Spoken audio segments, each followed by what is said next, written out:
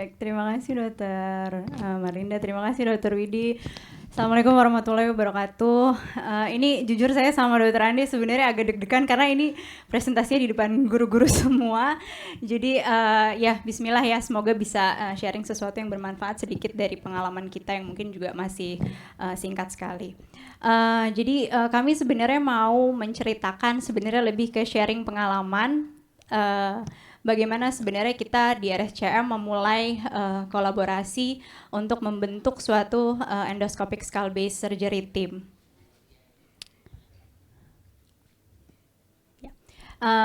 Jadi memang tadi juga udah dibahas sebenarnya kalau misalnya kita mau melakukan endoscopic skull base surgery, kemudian berkolaborasi tentunya kita tidak bergerak sendiri melainkan bersama-sama. Jadi memang ada dua operator, ada dua kepala, seperti tadi Dokter Vicky dan Dokter Dani juga bilang, ada dua ego yang harus ditekan. Tentunya itu tidak mudah. Jadi ada dua kepala dan 4 tangan yang bekerja di dalam 2 lubang hidung yang sempit ya. Tadi Dokter Linda juga sudah sebutkan. Tujuannya tapi satu, sebenarnya untuk memberikan yang terbaik tentunya kepada pasien kita, memberikan kualitas hidup yang baik gitu ya, meminimalisir segala resiko yang mungkin bisa meningkatkan morbiditas ataupun mortalitas terhadap pasien-pasien kita. Oke, jadi waktu itu saya sama Dokter Ande sebenarnya mungkin memulai di tahun 2018 ya. Kita pernah bertemu di suatu kadaver diseksi, kemudian ngobrol gitu, kemudian akhirnya mulai saling konsul jika ada beberapa kasus yang mungkin bisa kita kerjakan bersama. Pelan-pelan gitu, jadi kita mencoba untuk melakukan membuat suatu kerjasama. Sebenarnya apa saja sih yang dibutuhkan untuk melakukan suatu kerjasama? Tentunya selain pertemanan, untuk tindakan operasinya sendiri tentunya kedua operator harus selalu melatih dexterity ya. Kemarin kita juga udah bahas tentang dexterity training, di mana dexterity ini sangat penting sekali karena kita harus mensinkronkan. Jadi pada saat kita melakukan endoscopic surgery sebenarnya kita harus melatih dexterity kita. Jadi otak kita harus bisa sinkron nih sama pergerakan tangan dan kanan dan tangan kiri kita. Kemudian yang sangat berperan juga adalah posisi ergonomis untuk kedua surgeon. Kemudian visualisasi, jadi kita harus melihat ke pandangan yang sama. Jadi visualisasinya yang dilihat tuh bendanya harus sama sebenarnya supaya kita nggak salah nih gitu kan. Kemudian tentunya pemahaman yang sama dan tujuan yang sama, tentunya dari THT dan bedah syaraf itu sendiri. Dan hal-hal yang tadi saya sebutkan itu sebenarnya akan sangat berhasil apabila didukung oleh suatu setting ruang operasi yang baik. Jadi sebenarnya kalau di textbook atau di jurnal-jurnal mungkin minimum requirement-nya seperti ini ya, ada ruang operasi, tempat tidurnya juga yang bisa diatur posisinya sehingga kita bisa memposisikan pasien, diposisikan ke reverse Ledlenberg, kemudian setidaknya ada satu kamera high resolution, lebih baik lagi kalau ada dua kamera high resolution, jadi bisa sangat membantu karena dua-dua operator pasti akan lebih nyaman.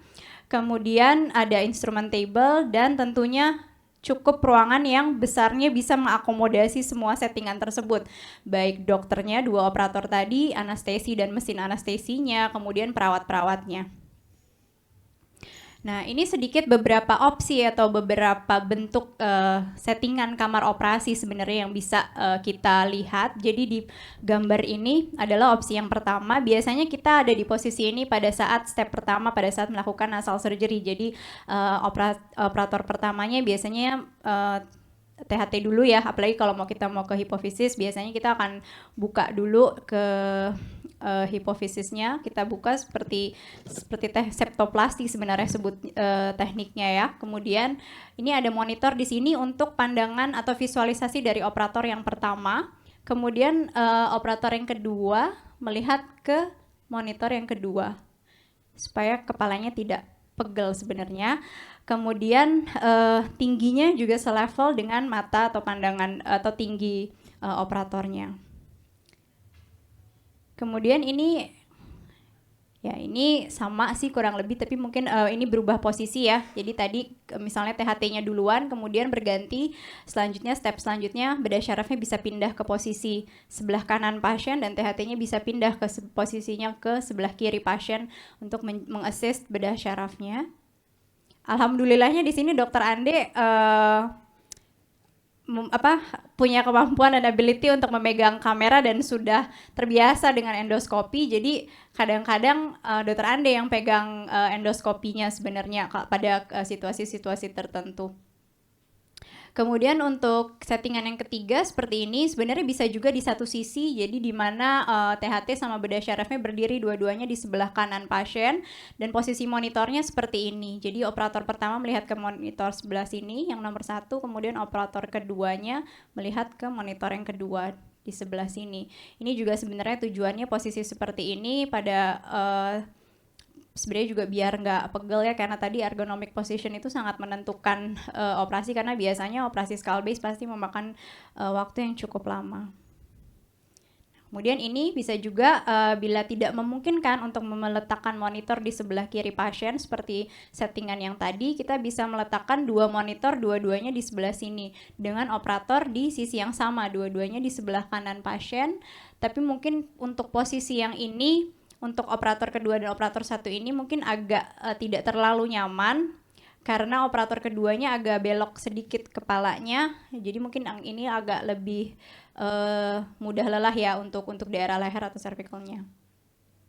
Nah, kemudian apa saja yang perlu disiapkan? Sebenarnya instrumennya kalau untuk ke daerah hipofisis kurang lebih kalau untuk THT-nya sama dengan instrumen yang digunakan untuk septoplasti ya, dimana kita kan akan approach-nya itu transeptal biasanya, kemudian kita akan melakukan insisi di kedua sisi, kemudian kita akan melakukan septoplasti ya, elevasi dari mukosa, dilanjutkan dengan kondrotomi dan pengangkatan rostrum. Kemudian tentunya juga lensa. Untuk ke daerah hipofisis biasanya kita menggunakan 0 derajat, tapi mungkin kalau seandainya sudah ke arah lebih lateral atau ke superior kita perlu 30 derajat endoskopnya. Nah ini mungkin kita mau kasih lihat untuk yang settingan yang tadi ya, dimana operator 1 dan operator 2-nya ada di dua sisi yang berbeda dengan monitornya di sini. Jadi dimana operator 1 melihat ke monitor 1 dan operator 2 melihat ke monitor 2. Jadi posisinya seperti ini pada tahapan nasal stage, dimana saya mau melakukan insisi ke septum. Ya, biasanya Dokter Ande ada di sebelah kiri pasien terlebih dahulu sambil mengassist pada saat saya melakukan insisi atau membuka daerah septumnya. Ini bisa dilihat juga, jadi kurang lebih seperti ini endoskopnya ada di sini, di atas ya, biasanya kita fiksasi di tip hidung setelah melakukan insisi, kemudian ini ada instrumennya, bisa suction juga di sini, masih bisa masuk lewat satu lubang hidung. Nah ini tadi pada saat melakukan insisi kurang lebih sama dengan gambaran yang tadi. Ini juga masih sama. Nah ini pada saat kita mau melakukan insisi di septum kontralateral untuk membuat celah lagi ya di sini, karena biasanya kita melakukannya lewat 2 lubang. Jadi kita melakukan insisi di kedua hidung. Tapi memang insisinya itu tidak boleh sejajar supaya tidak terjadi perforasi pada daerah septum nasi. Nah ini masih sama, kita melakukan elevasi flap mukosa dari septum. Ya, ini biasanya kita juga melakukan fiksasi dari flap ini, jadi dilakukan penjahitan ya di sebelah kanan dan di sebelah kiri hidung. Ini posisinya, jadi endoskopnya masuknya dari sisi yang sebelah kanan. Kalau yang tadi di sebelah kiri, dan sekarang kita mencoba elevasi sisi yang sebelah sini, sebelah kanan. Jadi endoskopnya di sebelah kanan, suction dan instrumennya ada di sebelah kanan juga. Nah kemudian ini kita mencoba melakukan posisi di mana satu sisi nih. Jadi dua-duanya saya dan Dokter Ande ada di sebelah kanan pasien. Kita melihat ke 2 monitor ini sebenarnya, tapi memang posisinya di depan. Kita belum pernah coba kayaknya ya Dokter Ande ya melakukan operasi di mana sisi monitornya dua-duanya ada di sebelah kiri pasien. Jadi memang selama ini kita melakukannya dua-duanya monitornya di atas kepala pasien, tapi memang angle-nya agak berbeda disesuaikan dengan posisi operatornya. Nah ini pada saat mau dilakukan pengangkatan rostrum.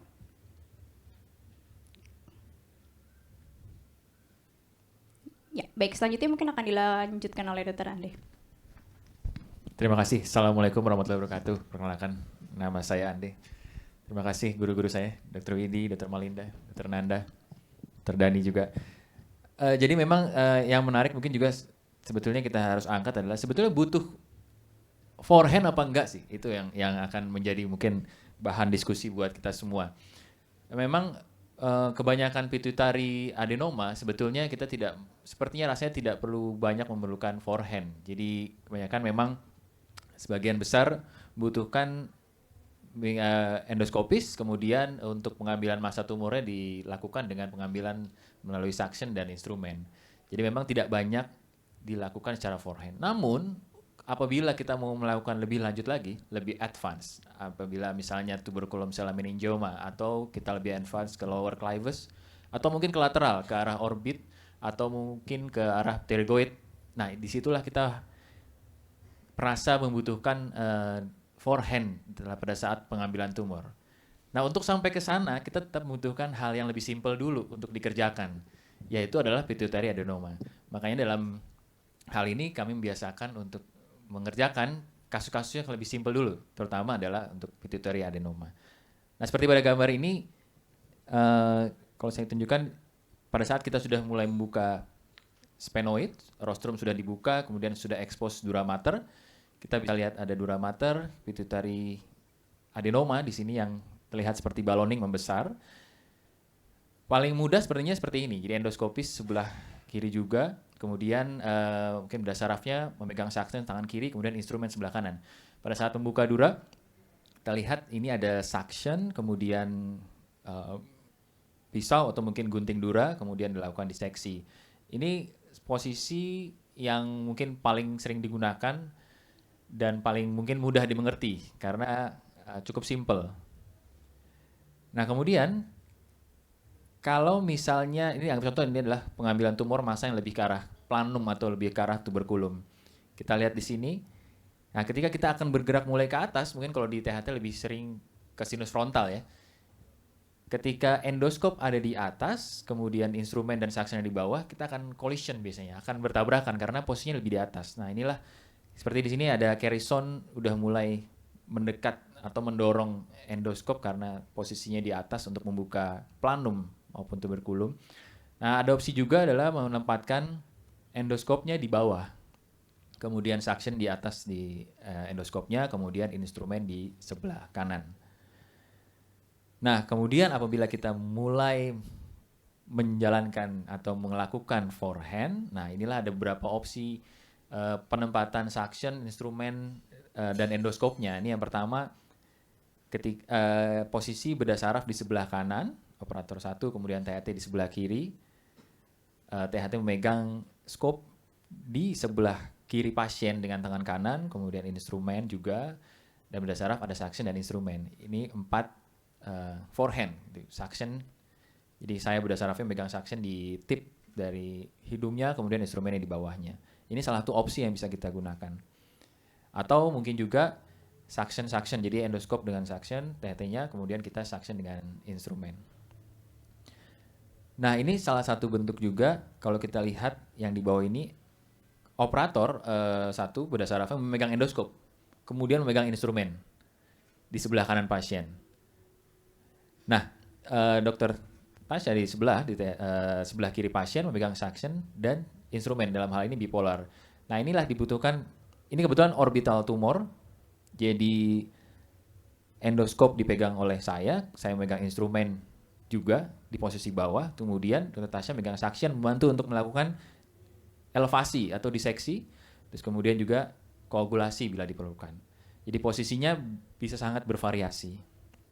Nah, ini juga menarik, sama seperti tadi posisinya, yaitu endoskopnya yang dipegang oleh saya, kemudian saya ada instrumen juga.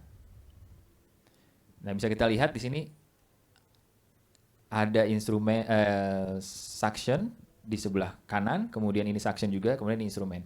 Ini dipegang oleh Tasya di sebelah kiri. Saya megang endoskop, kemudian suction juga. Nah, di saat akan melakukan diseksi yang lebih delicate atau yang lebih halus, kita memerlukan seperti ini gitu.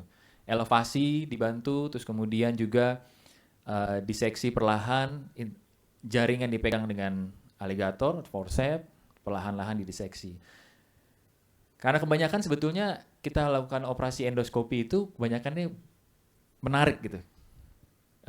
secara terahnya jadi banyaknya itu menarik. Nah kalau misalnya kita terlalu banyak menarik tidak mendiseksi itu justru bahaya karena di balik itu banyak pembuluh darah yang memang berbahaya apabila terjadi cedera. Seperti itu. Kemudian ini pituitary adenoma cukup simpel makanya kita tidak perlu forehand. Namun saya mau highlight di sini salah satunya adalah angle forceps ke atas. Mungkin berdasar tidak banyak yang biasa menggunakan instrumen yang angle terutama yang ke atas. Tapi kalau kita lihat di sini, apabila kita mendiseksi secara perlahan, itu lebih mudah menggunakan yang angle instrumen karena tabrakan yang terjadi dengan scope-nya itu akan jauh lebih berkurang. Ini pituitary normalnya, kita lakukan diseksi pengangkatan massa pituitary-nya secara ekstrakapsular. Kemudian setelah dilakukan removal tumor, kita bisa lakukan rekonstruksi, bisa dengan melakukan penjahitan dura apabila diperlukan. Mungkin ini akan banyak perdebatan nih perlu atau tidaknya, namun ini saya menunjukkan aja bahwa memang kita bisa lakukan rekonstruksi. Memulai dari yang simple dulu karena apabila kita mau advance misalnya buka tuberculum sella meningioma atau misalnya meningioma di clivus, kemampuan untuk merekonstruksi atau menjahit dura ataupun flap itu sangat penting sehingga kita perlu melakukan rekonstruksi. Endoskop, kemudian instrumen sebelah kiri, instrumen sebelah kanan. Dilakukan dengan slip knot, terus kemudian dijahit. Dilakukan rekonstruksi, kita bisa kembalikan juga tulangnya dengan gambar akhir seperti ini. Nah, ini apabila kita melakukan forehand, kita perlu ingat ini. Bagi dua wilayah kanan dan kiri. Dengan kita mengetahui wilayah masing-masing, di mana kanan dan di mana kiri, kita bisa mencegah adanya terjadinya banyak tubrukan. Jadi apabila misalnya operator 1 di sebelah kanan dan operator 2 sebelah kiri, kita tidak akan crossing gitu. Kalau apabila ada sesuatu yang mau diambil di wilayah sebelah, ya kita akan memberikan kesempatan atau kemampuan itu untuk yang operator sebelahnya. Karena kalau enggak, akan bertabrakan antara kanan dan kiri. Nah ini kita bisa lihat, kita bisa change atau bisa ganti endoskop sebelah kanan atau sebelah kiri, suction atau instrumen, apapun itu. Tapi kita perlu ingat bahwa midline, kanan dan kiri.